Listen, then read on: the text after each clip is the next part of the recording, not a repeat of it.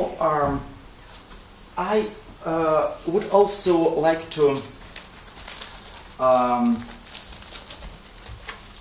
talk a bit or to practice with you a little bit what may happen in the reading part, yes, of the examination, because reading is also tricky. Honestly, tell me honestly, please, do you read a lot? I mean, in English? No. In Russian? In Russian. In Japanese? No. Of course. Yes, Japanese. Then you should go and do your Japanese test. Not IELTS. Okay, I'm joking, of course. So anyway, of course, reading is an important skill which can only be well, improved through practice, like any other skill. Okay? Unfortunately, well, many of us just don't have time to read a lot. We have busy lifestyle, no time for reading, and so on and so forth. You know this better than me.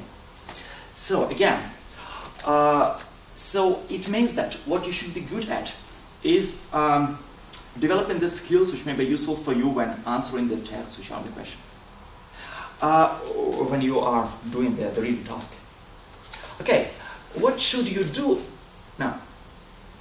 What should you not do when doing your reading task? I think you don't have to read everything, and you definitely don't have to understand each word. Why? First, read the questions. Find the answers in the text. Good. Exactly. Good. The second point that you definitely should not do is you should not, if you come across some passage or some question which you can't understand, what should you not do? Stuck with one question. Exactly. You should omit it and go ahead. Later, if you have time, you may come back to it. If you don't have time, you miss it, but you save your time. And as,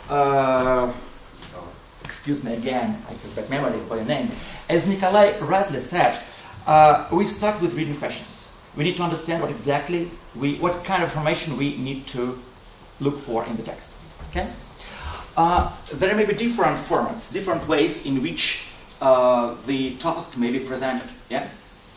But one very typical and very don't overlook here.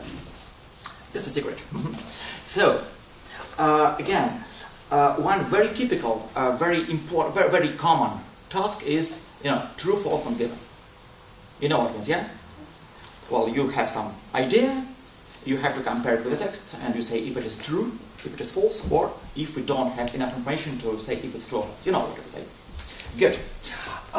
Well, are answers true, false, and not enough information always obvious? I wouldn't say they are always obvious. I think there are some.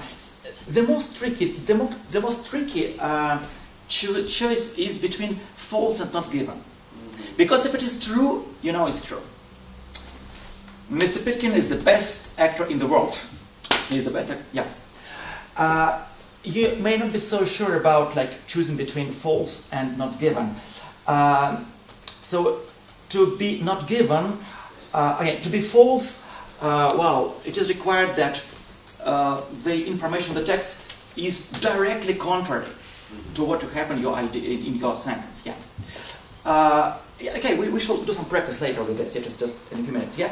But before I give you some things to practice, remember, for written part, there is one good news and one bad news.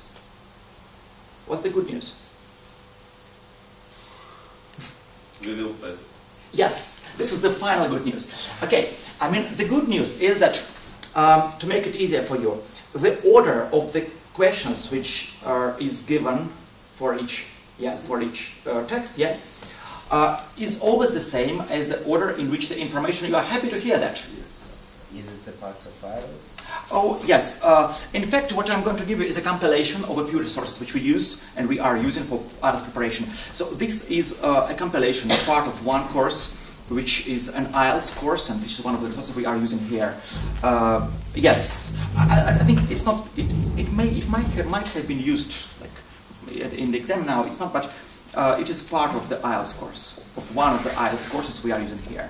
So this is an actual resource, a reliable resource, if you are worried about that.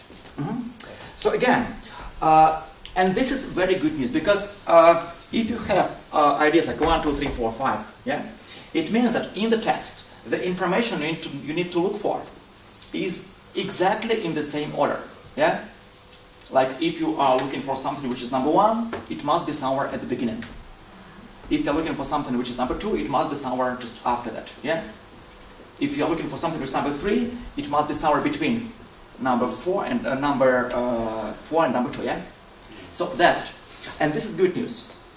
Okay, so you know where to look for that. What's the bad news? Sometimes it's tricky. It is tricky, but how is it tricky? Last question regarding first lesson. No, it can't happen. It can't happen. There are too much extra information in this. Yes, it may be tricky because you need to be able to find what exactly you need. That's right. But that's not the worst thing, Alex.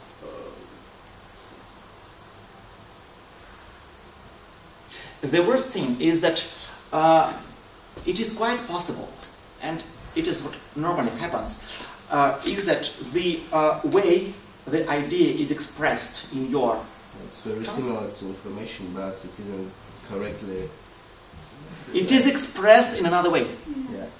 It will never be expressed in the same way, with the same words as it was in the text.